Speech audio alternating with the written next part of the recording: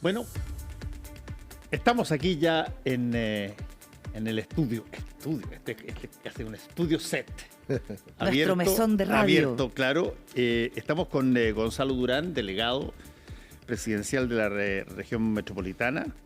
Muchas gracias por estar aquí, Gonzalo. Muchas gracias a ustedes por la invitación. Buenos días. Muy buenos días, delegado. Bueno, recientemente, asumido hace muy poquitos días, tiene que enfrentar ahora esta controversia por el allanamiento que se produce el fin de semana en distintos puntos de la capital por una orden judicial en medio de una investigación del Ministerio Público y que tiene su foco en las acciones que se desarrollan en la Villa Francia. Hay parlamentarios del Frente Amplio, al que usted pertenece, parlamentarios del Partido Comunista, que están sumamente enojados con el gobierno por lo que consideran excesiva represión, que aquí no hubo orden de allanamiento y en algo que marca nuevamente una grieta entre el socialismo democrático y Apruebo Dignidad. ¿Por qué no nos explica qué fue lo que pasó?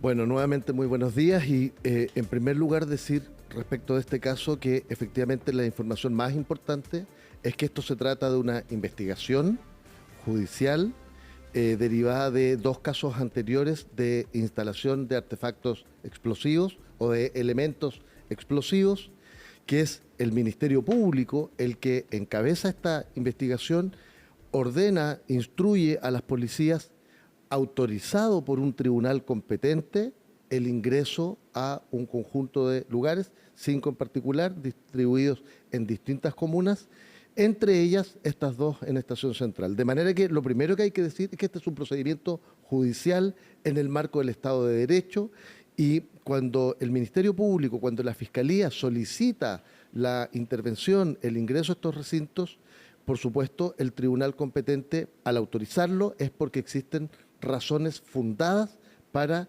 el ingreso. Y el otro hecho objetivo es que efectivamente al interior de uno de estos recintos había una importante cantidad de armas y elementos explosivos y por supuesto eso es de la mayor preocupación, sin perjuicio de todas las otras aristas que son perfectamente comprensibles del impacto que genera.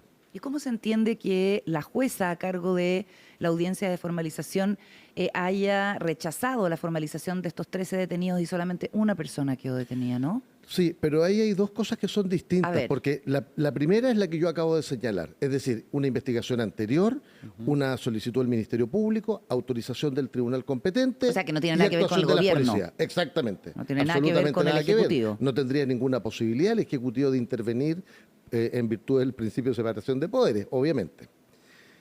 Dicho eso, lo que hay es que al ingresar a uno de los recintos y encontrarse estas armas, en este recinto había un conjunto de personas.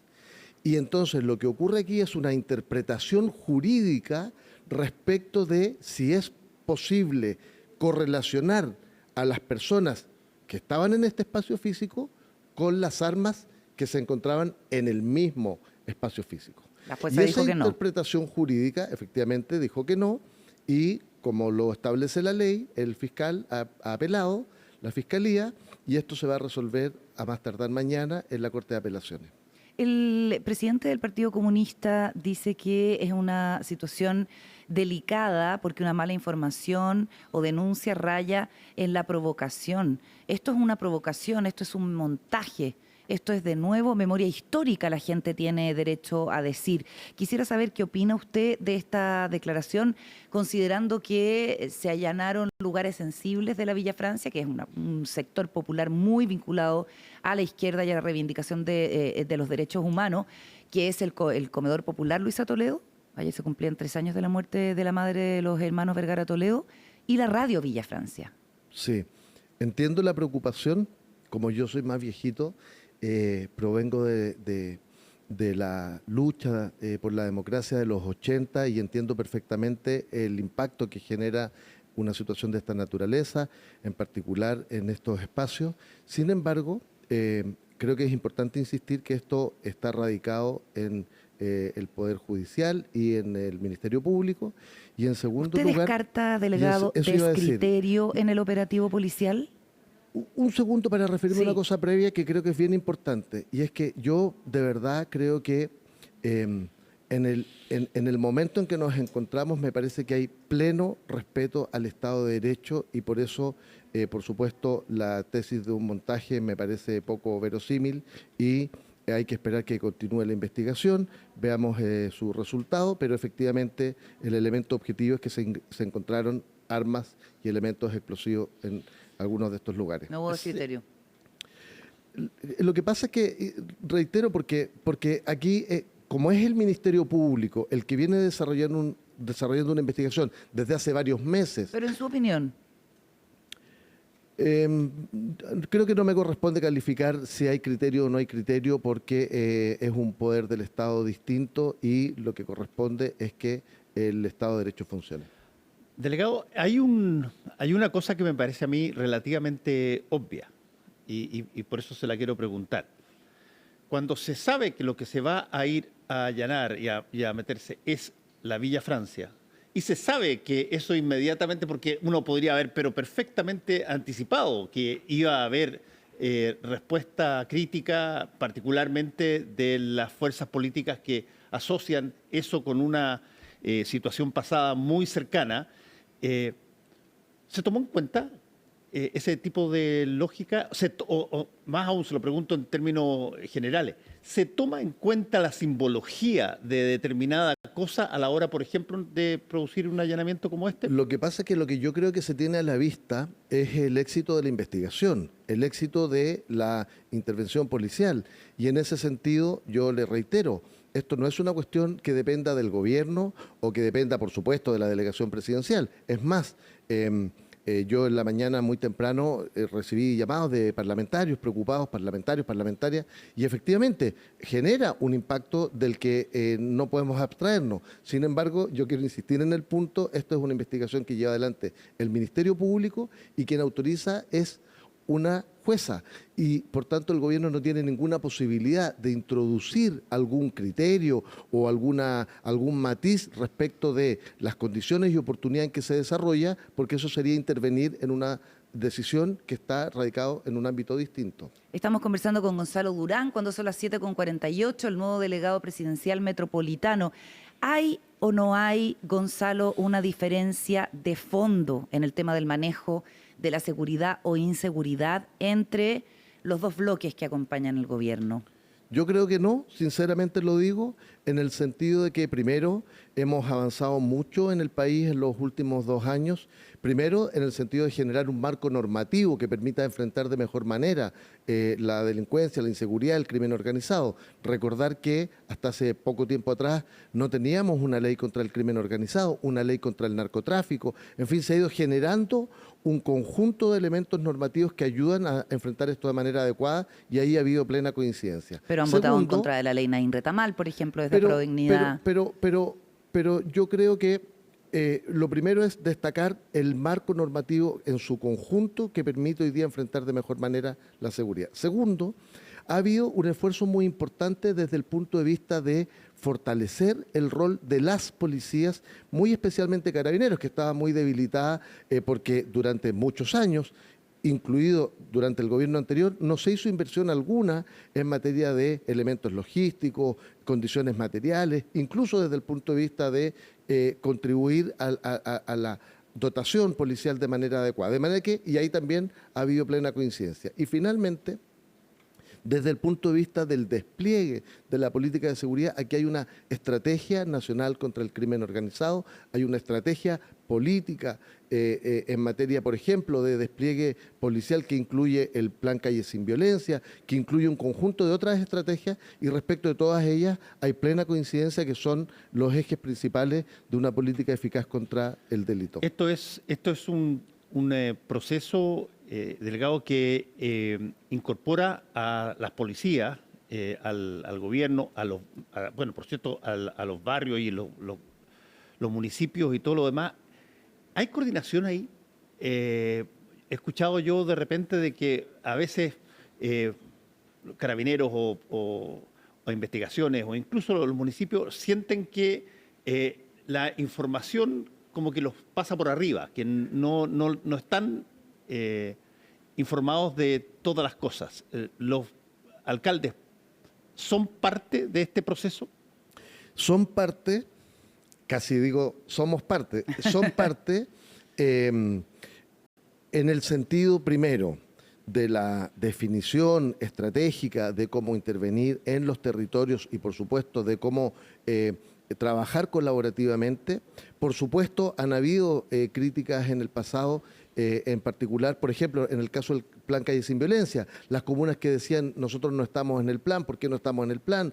O, por ejemplo, en el establecimiento de los 76 puntos de control, ¿dónde están? A nosotros no nos preguntaron. Y ahí, claro, efectivamente hay ciertas consideraciones que trascienden la capacidad de decisión de los municipios. Todos los municipios, todos los alcaldes y alcaldesas, por supuesto, quieren la mayor cantidad de elementos posibles para enfrentar el delito en sus comunas. Y ahí, por supuesto, hay que mantener ciertos criterios que trascienden la definición local. Los delincuentes no reconocen límites administrativos. Sin embargo, es parte de mi propósito generar una profundización de la coordinación con los alcaldes y alcaldesas de la región, precisamente, entre otras cosas, por el rol que yo he jugado en el pasado, y en ese sentido aspiro a que tengamos un trabajo colaborativo muy, muy profundo. De hecho, casi minuto a minuto recibo llamados y mensajes de distintos alcaldes y alcaldesas con el propósito de ir profundizando en esa coordinación. Delegado, estamos conversando con el delegado presidencial de la región metropolitana, Gonzalo Durán. Son las 7:52 en CNN Chile Radio. A propósito de lo mismo que usted dice, ayer pasó algo llamativo en la pantalla de CNN. En conversación con Mónica Rincón en CNN Prime, la alcaldesa de La Pintana, Claudia Pizarro, dijo que le había entregado a la ahora ex delegada Constanza Martínez antecedentes sobre eventual financiamiento narco de la política en Chile. Lo invito a escuchar lo que dijo anoche Claudia Pizarro, lo comentamos a la vuelta. Existe la narcopolítica en Chile, el caso de San Ramón es parte de eso. Hace poco tiempo a la delegada presidencial Constanza Martínez le ahora exdelegada, ¿cierto? Exdelegada, le entregué una carpeta con una persona que financiaba a algunos políticos y este personaje ha estado metido vendiendo municiones a gente que es delincuente o que en el fondo trabajaba en un municipio. Eso... Perdón, ¿y a qué tipo de políticos financiaba esta persona? ¿Del mundo municipal, del mundo parlamentario? ¿De qué estamos hablando? Yo creo que eso es parte de la investigación, yo no quiero profundizar, pero es conocido. Bueno, es conocido. Es conocido, exactamente. Y además, la alcaldesa Pizarro sabemos que ha sido amenazada, está en un proceso judicial. Entonces, directamente sobre este antecedente, Gonzalo, ¿usted heredó esa información de la ex delegada? Porque Claudia Pizarro dice que después le tocó compartir con ella en distintas instancias y pasados 3-4 meses no hubo ningún pronunciamiento, ninguna información sobre esto. Sí, varias cosas. La primera, justo estábamos hablando de eso, valorar que permanentemente los alcaldes y alcaldesas, no solo la alcaldesa Claudia Pizarro, a quien conozco muy bien, por supuesto, está aportando antecedentes respecto de cuestiones vinculadas a la comisión de delitos, en particular muchas veces en relación al tema del microtráfico o tráfico de drogas en sus comunas, etcétera. Y eso siempre es una cuestión que se valora mucho y que permite mejorar nuestra capacidad de respuesta. Ok, sobre el punto. Lo segundo es que en el caso particular de la información que señala la alcaldesa, ella misma lo dice, esto es materia de investigación, razón por la cual no es posible informar con detalle. Efectivamente se han entregado algunos antecedentes más bien generales y todos los antecedentes de que disponemos de cualquier alcalde o alcaldesa se ponen, por supuesto, de inmediato a disposición. Pero específicamente sobre este caso, lo que no sabemos es si esos antecedentes la exdelegada los llevó a la Fiscalía o no.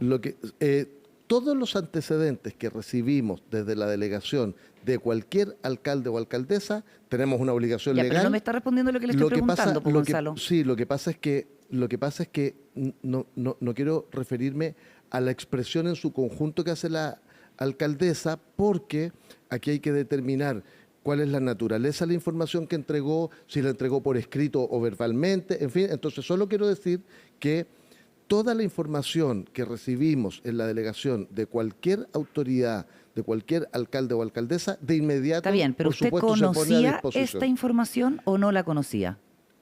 Sabía en general de antecedentes, pero no hay una carpeta en el sentido físico propiamente Usted tal. no sabía Sin de embargo, esta perdón, persona denunciada por la alcaldesa Pizarro que según ella financia a los políticos y también entrega municiones a bandas de crimen organizado. No, ese antecedente específico yo no lo tenía, pero sí sé que todos los antecedentes que se reciben en la delegación presidencial de inmediato se ponen a disposición de la autoridad competente. ¿Usted conversó con la anterior delegada? Hemos conversado muchísimo, pero ¿Y este tema no sale? pero al mismo tiempo hemos conversado bien en el contexto de un traspaso muy vertiginoso, y esto en particular no ha sido conversado con un detalle específico. ¿No ha sido conversado con un detalle específico? No, porque le reitero, yo preferiría remitirme al hecho de que cuando cualquier antecedente relevante se entrega a la delegación presidencial, este se pone a disposición de la autoridad competente. Y este antecedente específico de esta conversación no la he conversado en detalle con la exdelegada, sin perjuicio de que, insisto, cuando tenemos antecedentes, lo que se hace de inmediato es poner a disposición de la autoridad competente. En este caso, tendría que ser del Ministerio Público. Estamos conversando con Gonzalo Durán, delegado presidencial de la región metropolitana. Intervención de La Vega, ¿en qué va a consistir, delegado? ¿Y qué pasa con otro sector patrimonial como el Mercado Central de Santiago, que podría caer, lo leí por ahí, en esto que ya estamos llamando síndrome de los barrios violentos o peligrosos? Esto es bien importante. Lo primero es que en La Vega, ya hace algunos meses atrás que hubo un incidente similar, se dispuso un servicio policial especial en doble turno que ha permitido marcar una presencia importante y que, entre otras cosas, significa que el primer semestre de este año disminuyeron los delitos un 22% respecto al primer semestre del año anterior. Es decir, no se está reaccionando hoy, sino que se viene desarrollando un trabajo en materia policial desde antes, que ha incluido algunos operativos, por ejemplo, en materia migratoria, y un conjunto de otros servicios como la Seremi de Salud, en fin, de manera de marcar la presencia del Estado de manera permanente. Lo segundo es que se ha trabajado también desde hace algunos meses en el marco del plan Calles sin Violencia. El plan Calles sin Violencia incluye una cantidad de recursos para las comunas, para los municipios, para invertir en los territorios vinculados a proyectos en materia de seguridad. Correcto. Pero específicamente el tema La Vega y Mercado Central. Lo que pasa es que es bien importante decir esto para que se entienda que se viene trabajando desde antes. Los proyectos del Plan Calle Sin Violencia de Independencia son todos de Avenida La Paz, Vereda Poniente, en las perpendiculares frente a La Vega. Y en el caso de Recoleta incluye la Plaza Los Historiadores y la Plaza Fray Andresito, de manera de generar un entorno inmediato en torno a La Vega de mayor seguridad. Ya. Y adicionalmente viene una intervención muy significativa. Yo me atrevería a decir la más importante que se ha hecho en una enorme cantidad de años, ¿Ya? desde el punto de vista de incremento de los servicios policiales muy significativamente, coordinación de las labores de Carabineros, PDI y el resto de los organismos del Estado muy importante, y adicionalmente una inversión física, también la más importante de los últimos años. ¿Cómo hemos articulado, combinado lo que hace la Subsecretaría de Desarrollo Regional, Subdere, el trabajo nuestro de coordinación de las policías, el trabajo con ambos municipios y un aporte muy significativo de recursos para inversión al interior de La Vega por parte del gobierno regional? Dígame una cosa, delegado, ¿por qué se concentra este tipo de problema, por ejemplo, en un lugar como La Vega? Porque uno dice, este es un mercado histórico, ¿quién no ha ido a La Vega, digamos, Sí. que vive aquí en Santiago y ha pasado por ahí? Y de pronto se transforma esto, hace ya algún tiempo, en uno de los lugares que son más peligrosos. Sí, por varias razones. La primera es porque La Vega, por su naturaleza, es un lugar en el que naturalmente se instala mucha gente en situación de calle.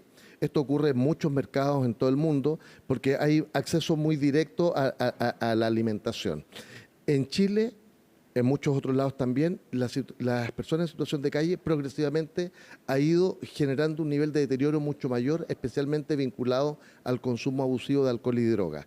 Y el consumo abusivo de droga normalmente trae aparejado que estas Violencia. personas terminan vinculadas a también redes de microtráfico, delincuencia con el propósito de obtener recursos para comprar droga, y por tanto prolifera también el microtráfico en toda su extensión.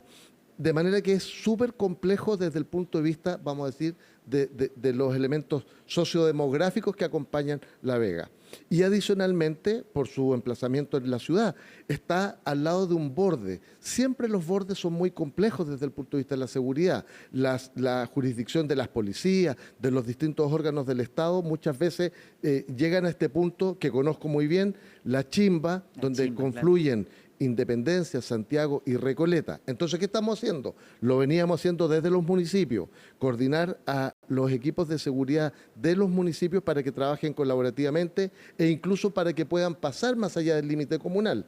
Adicionalmente, en el Plan La Vega que yo señalaba recién, estamos trabajando, y así lo conversamos la semana pasada con la alcaldesa Iracy Hasler, de manera de incluir el mercado central. Y aquí se requiere no solo una intervención policial, yo mencionaba la fuerte inversión que se va a hacer desde el gobierno regional, sino también la coordinación de todos los servicios públicos. En este sector llevamos muchísimos años, por ejemplo, con una configuración física derivada de proyectos de metro, proyectos de DTPM, Directorio de Transporte Público, en fin, que hace que desde el punto de vista de lo que se llama la prevención situacional se generen dificultades para abordar de mejor manera el tema de la seguridad. Perfecto. Estamos con el delegado presidencial, nos quedan poquitos minutos. Gonzalo Durán, de la región metropolitana, son las 8:02. ¿Es Claudio Rego su candidato para la gobernación metropolitana? La ex delegada Martínez dijo que sí. Yo soy tan disciplinado, no sé si corresponde que yo como delegado presidencial pueda pronunciarme respecto a la cosa electoral, pero voy a decir lo siguiente. Siendo alcalde, mi candidato, lo dije públicamente, por eso lo puedo decir, mi candidato era Claudio Rego, sin perjuicio que respeto que esta es una decisión que toman los partidos en el proceso de negociación, y además quiero decir que tengo la mejor opinión de Claudio Rego como persona, como gobernador. Creo que le ha hecho muy bien a la ciudad y, por supuesto, vamos a trabajar muy colaborativamente en los desafíos que tenemos hacia adelante. Usted fue militante socialista, Sí. Y luego empezó a militar en Convergencia Social, hoy es militante entonces del Frente Amplio. ¿Qué le parecen dos declaraciones? Uno, la indicación y toda la polémica en torno a la intervención del diputado Jorge Brito en el contexto de la ley de pesca con esto de los peces sintientes y de la necesidad de preocuparse de su estado físico y mental, en fin. Y por otra parte lo que ha dicho Diego Ibáñez, ¿no? De que han sido personas que han gobernado mejor.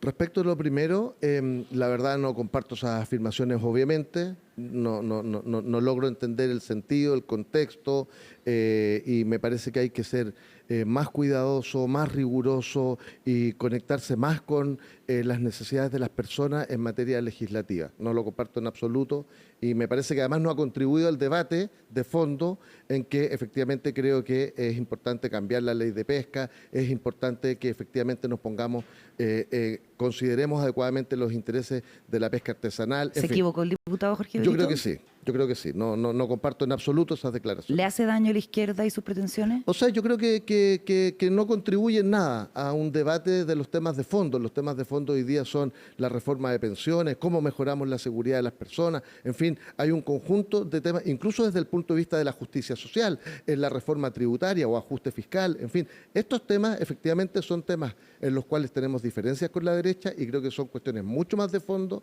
y en ese sentido este debate, estos elementos no contribuyen en nada. Y lo segundo, nunca me habían preguntado esto, pero quiero decirlo, yo efectivamente soy un orgulloso ex militante del Partido Socialista. Conocí de cerca el trabajo que se realizó durante los gobiernos de la Concertación. Valoro muy profundamente todo lo que se hizo en materia de recuperación y profundización democrática, superación de la extrema pobreza que heredamos de la dictadura, los esfuerzos que se hicieron en distintos gobiernos de la Concertación en materia de avanzar en justicia social, sin perjuicio de que también he sido parte de quienes criticaron que en algún momento faltó energía, voluntad, disposición transformadora y que había que dar un salto cualitativo y en ese sentido yo, por supuesto, también soy muy orgulloso de la irrupción del Frente Amplio que ha permitido empezar a correr también el cerco de cómo somos capaces de procurar más y mejores transformaciones en función de las grandes mayorías del país. Y yo creo que eso le ha hecho bien a la política, le ha hecho bien al país, y creo que hay que avanzar a una síntesis entre lo mejor de los gobiernos de la concertación y lo mejor del impulso transformador del Frente Amplio para generar una política que se haga cargo de los desafíos de las grandes mayorías. Sin superioridad moral. Por supuesto. ¿La hubo en la declaración de Ibáñez? Es que no conozco el detalle de la declaración. Cuando uno dice que se gobierna mejor, supongo que se refiere a el esfuerzo que se ha puesto. Por ejemplo, en materia de seguridad, yo creo que se ha hecho un esfuerzo muy importante, voy a decirlo así, mucho más importante que el que se hizo en el gobierno del presidente Piñera en materia, por ejemplo, de incremento del presupuesto para las policías. Entonces, está bien. Lo último, porque ahora sí que se nos acaba el tiempo, delegado, yo me alargué un poquito. Sí. Hay un niñito de 8 años que murió en Bajos de Mena por un incidente con arma. Todavía no se sabe muy bien, los papás aparentemente estaban en un velorio de alto riesgo, estaba al cuidado de una tía, aparentemente estaba con el hermano, no se sabe si manipularon una... ¿Qué información tienen ustedes como delegación? Efectivamente, al parecer habrían estado los padres en un funeral de alto riesgo, un velorio de alto riesgo en la comuna de Renca, información de la que también teníamos disponible y respecto a la cual estábamos trabajando. Un hecho, por supuesto, dramático, terrible. Yo, además, soy padre, creo que esto nos estremece. Sin embargo, esto, por supuesto, es materia de investigación, hay que esperar el resultado final. Sin embargo, al parecer, se habría tratado más que en algún momento se pensó en una denominada bala loca, bala perdida, más bien habría sido un incidente al interior del domicilio, en una situación, por supuesto, de vulneración de derechos de la infancia y en que estaría también involucrado el manejo del arma al interior del domicilio. Ahora, por parte de otro de los menores de edad. Eso incluye dos cosas, lo que está planteando usted ahí, que se convendría separarla. Una cosa puede ser de que se haya encontrado un arma dentro de la casa y, como ha pasado montones de veces y en todas partes, se manipula, etcétera, y sale un balazo y ya, se muere. Y la otra cosa es que se haya sido usada intencionalmente. Claro, eso es materia de investigación. Sin embargo, al parecer está más o menos acreditado que se trata de un arma al interior del domicilio manipulada por otro menor de edad, por el hermano. Insisto, esto es materia de investigación, es un hecho muy dramático, muy complejo, y si me permiten, sé que estamos contra el tiempo, solo quiero decir que si hay algo en que quiero poner un esfuerzo muy especial, y créanme, vamos a hacer todo lo posible para que tenga un impacto, es que vamos a profundizar con mucha fuerza en materia de control y fiscalización de armas. En la región metropolitana tenemos que hacer un esfuerzo para que el ritmo de fiscalización de armas, tanto inscritas como estrategias que permitan identificar armas ilegales, digamos, no inscritas, efectivamente sea muy significativo, porque creo que mientras no saquemos de circulación las armas de fuego, vamos a seguir. ¿Y en este incidente, Gonzalo, estaba inscrita la arma? ¿Hay conocimiento de eso? No, todavía no, y es parte de la investigación. Lo que sabemos, según nos reportan nuestros equipos reportando este tema, es que hay un menor de edad de 14 años que ha sido detenido. ¿Usted también? Efectivamente, ¿Y sería hermano del niñito fallecido? Sí. Que él era quien manipulaba preliminarmente el arma en el departamento y trató de deshacerse de ella lanzándola a la calle. Efectivamente.